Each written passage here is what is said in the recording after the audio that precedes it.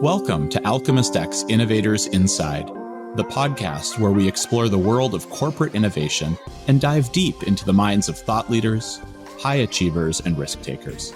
I'm your host, Ian Bergman, and together we'll uncover the challenges, triumphs, and secrets behind successful innovation journeys. Whether you're an aspiring entrepreneur, an industry veteran, or simply curious about the ever-evolving landscape of innovative ideas and what it takes to put them into practice, this is the podcast for you. So, grab a cup of coffee, sit back, and let's embark on this exciting journey together. Well, I am so unbelievably excited to have you today on the show with us on Alchemist Innovators Inside.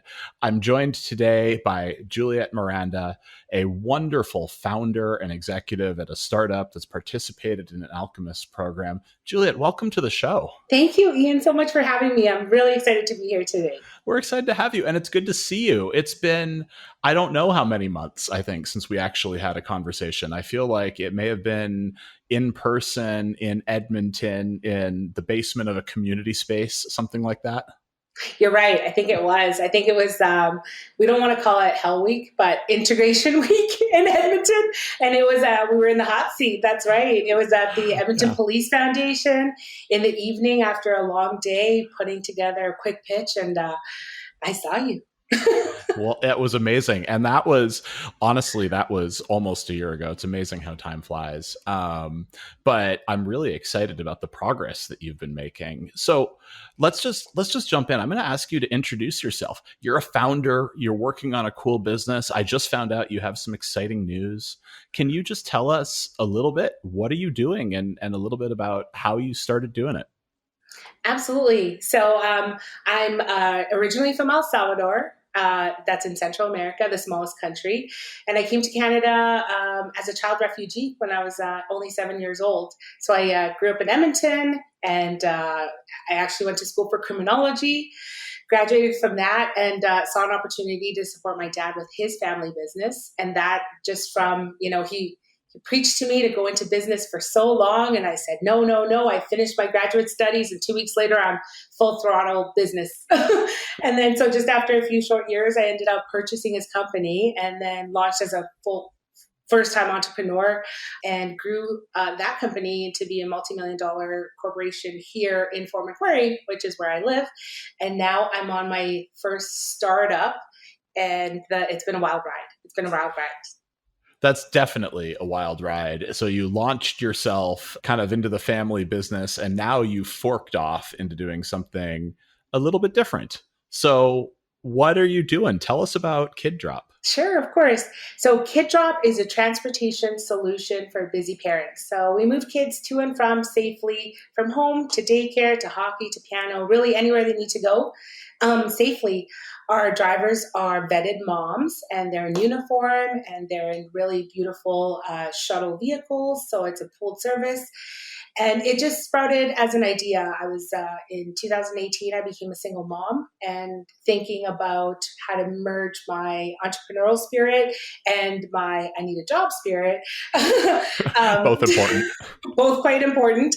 And saw an opportunity to support other families with logistical service that really serves parents in a time of need, sometimes even crisis, when you've got to get to work or you have to be somewhere at one time and you just can't stretch yourself. And I'm proud to say that it's something that really has taken off. And now we have 7 shuttles in our fleet. We own a commercial property in Fort McMurray. I've been fortunate enough to participate in the CSW Accelerator through AlchemistX out of Edmonton.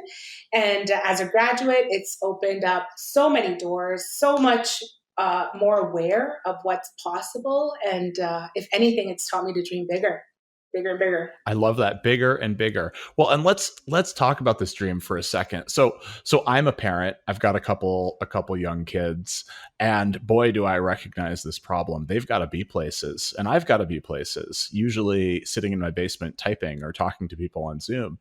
And, I think every parent's going to understand this problem, but like any innovator, you're also asking for behavior change. You're asking for them to trust in you to do something new, and to trust you with their very, very most precious family members. So tell me a little bit about that. How do you succeed in this tough space? Well, I think you have to look at it from the perspective of a parent, just like you said. So I'm a parent, but I'm a parent that's all about solutions. How do you, how to communicate something that is safe that other parents will also join in, especially as an early adapter. When a service like this has never existed, you don't know, you're waiting for other people to kind of try. But the truth is that there's people that really need it. It's not even just, a luxury item. It's actually required so that you can, function and support your family. And also open up opportunities for moms, typically moms of young kids, to be able to supplement their household income as they move through a transitional period where you're not likely to be employed the same way. And it works out on both sides. It's interesting. One of these conversations I have with entrepreneurs, yes, but also corporate innovators, anybody trying to drive change, right? It's that that you're onto something when somebody's behavior is changing, right? They're making different decisions. They are spending money in a different way, whatever it is because of your solution. What kind of behavior is changing among your customer base? And when did you first notice it? I would say that I noticed it a long time ago. So, in countries like where I'm from, in El Salvador, kids shuttles to and from different places actually exists. Looking at places like Indonesia or China, this service is available in other fashions, but so nothing like this has ever existed where I'm from. And as a graduate in criminology, I actually have an undergrad in social work as well. So I worked with a lot of kids in high risk situations where, they're in transitional care or require movements to support a child in the system, which is sad to say. And I saw taxis being used frequently. I saw I would take just taxis for the most part if you need something expedited, and the social worker has to be present or some sort of aid, and it's a whole big thing, and it's a costly thing. So knowing how I would say it behaves for a parent to say, oh, you know what, think of skip the dishes. You can have your food delivered to your house. You don't even have to swing by and pick it up on your way home. And I think, if this kind of fluidity existed with children where your child was dropped off at home and you knew how to book it online, and you would, the same type of steps and precautions are taken to get food, something as easy as food, then, wouldn't something for children that really supports busy parents and busy kids in their scheduling, that I think has the behavior has already been, that pathway has already been paved. I think it's how do you support an offering in which, it could support families in real life situations, is how I like to put it. It's always messier in real life than it is on paper, right? Correct. Yeah. So what's one of those real life situations that maybe caught you a bit by surprise as you're building this business? A real life situation. Well, actually, I had a mom reach out to me. This is launching into our 4th year. So this was about year 2, and I had a mom reach out, inquire about the service, had, seen us at school or driving by, and wanted to have her child, who's in half day. So they're early entry or kindergarten. They only go to school for 2.5 hours, 2 hours and 15 minutes. It's just like, by the time you drop them off, you have to turn around and pick them up. And she said, for the last, while her child was in daycare, I've had to leave work during my lunch hour to move him around or logistically. And she called me, she said, this is the first time I'm having lunch at my office. And I've never been able to do that. And she said it to me in tears. It got me very emotional. And I realized, this is affecting people. And it's far beyond business. It's just really, if you solve a problem, a real problem for people, the money, the sales, all of that, it flows after. But I think that's where it was for me. I thought, parents are thanking me, and I'm thanking them for their business. Then this is going to work. It's a dang good indicator, right? When you're thanking each other. But that's amazing. And to your point, that human indication, when you solve a real problem for a person, right? No, when you solve a problem for a human you can describe, and they love you for it. That kind of feels like you're onto something.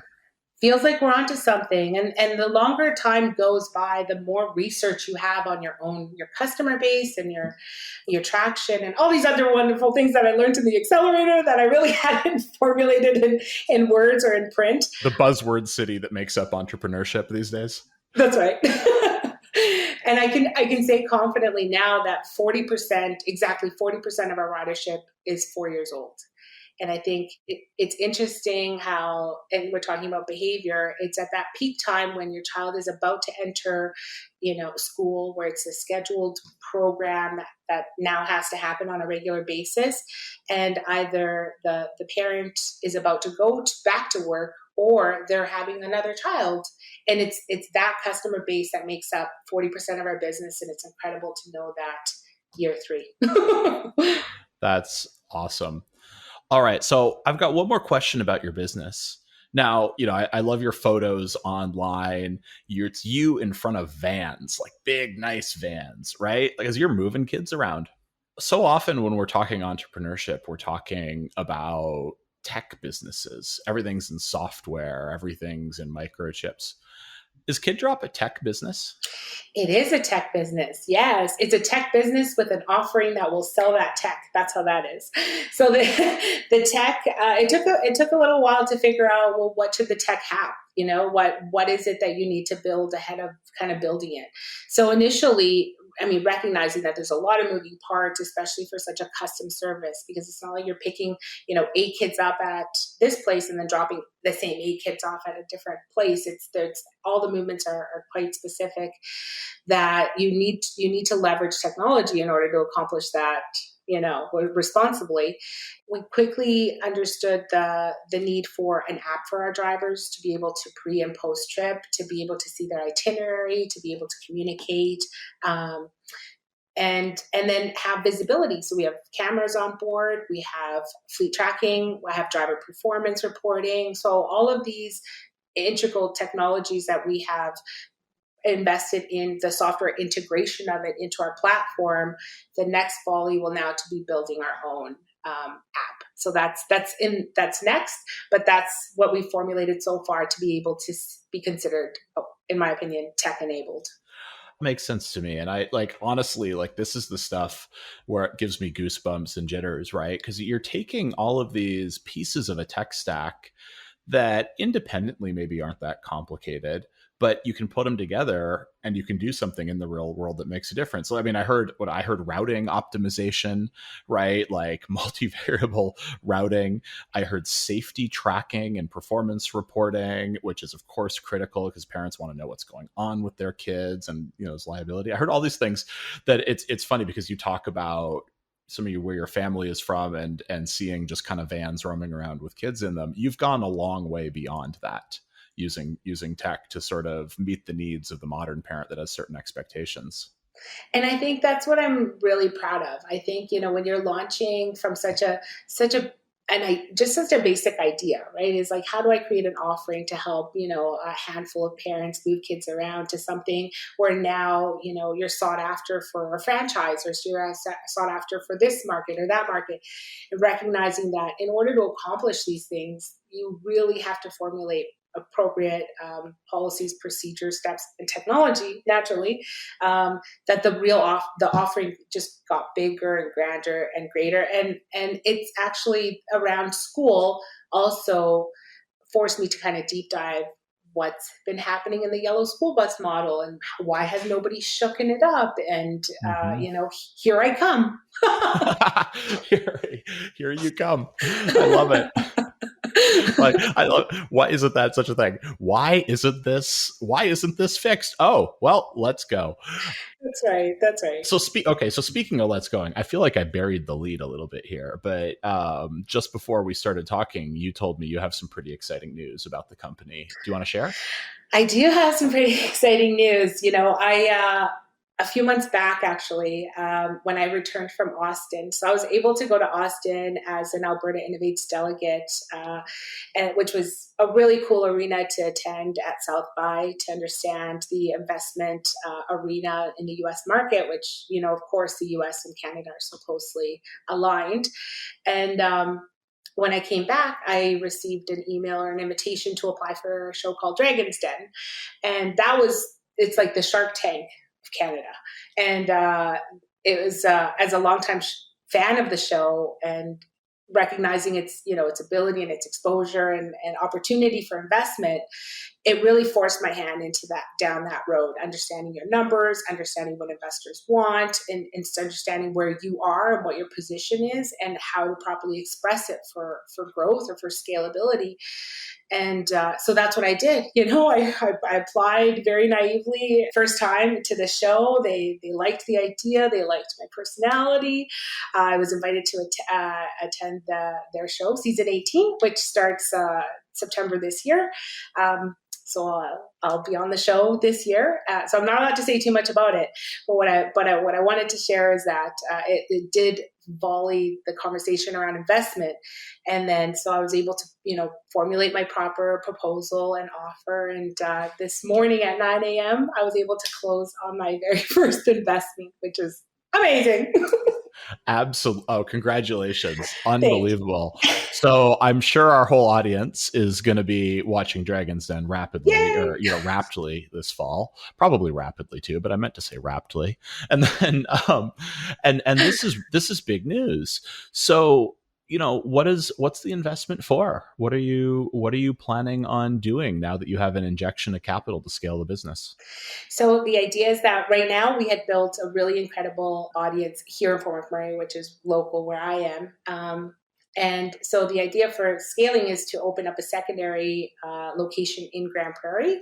And we've made a lot of headway speaking to their economic development, Chamber of Commerce, the school boards, Rotary clubs, and kind of align the launch of Kid Shop into Grand Prairie. We've been so welcomed there. So we're launching in September. So that's part of the raise. And then the other is really to start going down the technology roadmap. So it's, the technology roadmap has been built for some time, and now it's time to execute. And I think we found the right developer with the right plan and the right time frame, so that hopefully by this time next year, we won't just be talking about Grand Prairie, we'll be talking about bigger cities like Edmonton and Calgary. That's amazing. Well, congratulations on the progress. I also know that it probably wasn't always that easy. Change, innovation, entrepreneurship never is as easy as it seems in hindsight. Can we talk about some of the stumbling blocks along the way? Anything that, those painful lessons learned that you might want to share? Sure. I think that if I've, the biggest lesson that I have learned now, recognizing, and again, you're never going to know everything. So you're always going to learn and do it differently if you could go back. So I'll start by that, because it took every building block that I had to my arsenal just to get here today. And so so I wanted to say that. But as far as what I would have done differently is I didn't understand the power of proper planning. So I think that if I had a proper business plan, if I had, even some projections or some insight into what I was planning to achieve or thought that I could achieve early on, I could have fundraised ahead of time and not had to kind of stumble financially along the way as, do we do this or do we do that? How can we afford that? Say it was very, very hard. And I think that recognizing now that there's opportunity for pre-seed money, which is like just off a good idea and a good plan and, understanding that what you're doing, that is a force, and that could really propel your venture far more successfully than kind of stumbling along the way. Because, what people don't realize is the second you decide to start your business, you are in the red. You are broke. Okay. So, and that's it. You could laugh about it now, but I think, when at the beginning it was really tough. And then coming off of not just a divorce, but actually a bankruptcy during that time, which was really what I guess also what taught you to kind of reach out and tap into some resources, because now I know that in Alberta, we are resourced up the yin yang for entrepreneurship.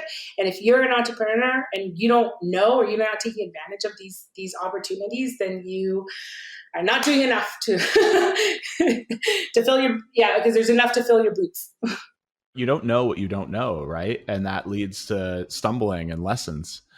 It's interesting. I was at a conference out on the East Coast last week, and a woman named Dr. Teresa Johnson, she's with Airbnb, said something on stage that I thought was super fascinating. She said, I actually keep a failure resume, and I think everyone should. And that line has stuck with me because it is so brilliant and simple. And, that list of these, call them failures, call them stumbling blocks, call them things we just didn't know that we learned. It really does kind of provide a map of your development as an innovator, as a leader, as a person, and as a company. So I thought that was pretty cool. And I feel like you just kind of put a bullet on what could be a really interesting failure resume that entrepreneurs everywhere can learn from. Yes, I think you're absolutely right. My co-founder, so Kid Drop was started not just by myself, but I do have a business partner. His name's Josh Kalhofer, and he said something really eloquent to a similar point just about a week ago, where he said, the trick to success is failure. You have to go and try and fail, and then go here and try and fail, and go here and try and fail. Like, the quicker you do that, the quicker you'll succeed, and that is success. Failure is success. And I wish it was merged together more often. I love hearing that, because if there's one consistent theme on this podcast and in every discussion about innovation, right, it's that. And it's also about the recognition that that's easy to say, but it's kind of hard to live, right? We all feel personal accountability. We all have ego and pride. It's hard to learn through failure. It is hard to learn through failure. But, I think I'm really comfortable with being uncomfortable now, more so than I ever have. I feel like I jump into these arenas where let's just use this podcast for an example, Ian. Okay. This is an incredible opportunity. I feel privileged to be here with Ian on the show. It's honestly, it's so special, but it's nerve-wracking. And public speaking, I mean, you talk to Christy, you could talk to Laurent. Public speaking was not my thing. It was the first thing that I shared with the group at the accelerator. I said, I just don't do well with this. I'm just forewarning everybody. And then, by the end of it, we had really seasoned public speakers in our cohort that said to me, you have a real opportunity to have a voice and be heard, and people want to hear what you have to say. And there's a lot to be said for not just overcoming your fear, but just say yes and figure it out. Just try. Just say yes and figure it out. That's what I do. And I think if you have the right attitude, the right mindset, the right dedication, you really can't go wrong. Even if you go wrong, even if you said that word wrong, or you stopped mid thought, whatever that is, just, there's so much more gain. And I think we get caught up in our trips, and you're missing the whole race here. There's someone famous who basically said this. I have no idea who they were, but you're never going to regret the things that you tried, right? You're going to regret the things that you didn't try. So just say yes and figure it out. That's right. That's right. How change is driven. It's easy. Yeah, look at that. It's easy. We solved it. Well, that's the other clue, actually. Somebody said to me, the more you're going to say, the more you say that's hard, or this is going to be hard, you're just setting yourself for it being hard. Stop saying that. Start telling yourself that it's going to be easy. And it actually becomes easier. So just tell yourself it's easy. Lie to yourself. There it is. I wasn't going to say it. I was going to talk about motivation. I was going to talk about setting achievable milestones. Juliet's just like, let's just lie to yourself. We got this. There's a synergy. There's an energy about that. And I think, well, you got to keep it light. You do have to keep it light. I like that we've had a chance to do that in this conversation. So just kind of one more question that I've been wondering about. You're in a capital asset heavy business, right? So you're tech enabled, but you're in a capital asset heavy business. I talk to lots and lots of entrepreneurs who kind of shy away from that these days. They're thinking, oh man, there's a business stack of, fintech startups that handle this and ops that handle this. And I don't actually have to carry anything on my books. I'm going to go build a business. How do you manage this balance of having to think about real assets, you got vans, you got people driving them around, you got cameras, and scaling and growing in the way that you envision? I think that that was probably one of my biggest, like I said, went back to financing, because it is a capital asset heavy company to start and to launch and to kind of grow as it grows. And it has been a challenge.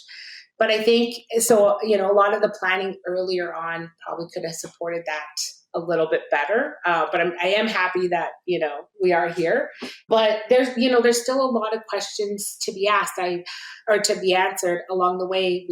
We've purchased vehicles. I've purchased vehicles for cash. I've leased them. I've rented them. So understanding each model and the benefits for which long term is hard to navigate through in such a short period of time. Like how long, what's the lifetime of these vehicles? How expensive are they to fix? Which parts go first? And that's just on the fleet side, right? Then you have the people side. Well, who are you hiring? The right people? Are you doing this? So I think that there's enough of kind of an all-encompassing package that we've been able to build. And I think that is really my test now moving into Grand Prairie is I believe I formulated a real playbook here. Let's go test it in a similar market. The population is similar. We have shift workers just like here. We have young demographics. So there's a lot of similarities between the two, but launching it in such a packageable way, because I always saw Kid Drop as a franchise opportunity. I believe it. And, I've received advice from different angles. Maybe you should be looking at an airplane model. Maybe you should be looking at, a leasing model. Maybe you should be looking at all of these other owner-operator model.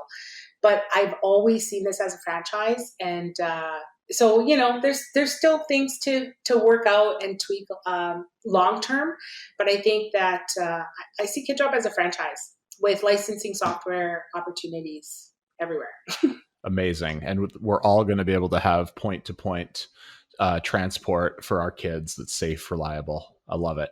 Yes. Well, thank you for this conversation. What else should we have talked about? There's so much kind of texture to your journey here. What else did I forget to ask you that we should dive into? Well, I will say that, when we're talking about failures, and also we should recognize kind of successes. And I think, in my arsenal as a person, as an entrepreneur, and as a philanthropist that I consider myself to be, is that, a lot of success around business is built around building real relationships with people, building real relationships with organizations, the Chamber of Commerce and the workshops that they come out to, whether that's as far as legal or insurance or whatever it is, you have to tap into those. You have to tap into, conversations with the BDC. You have to conversations with, in our case, with law firms. So we support social services and parents that are not in the best of relationships to support their kids with custody exchanges. So where kids move back and forth between houses of two parents that don't see eye to eye on most things. And that's another avenue in which we support our community.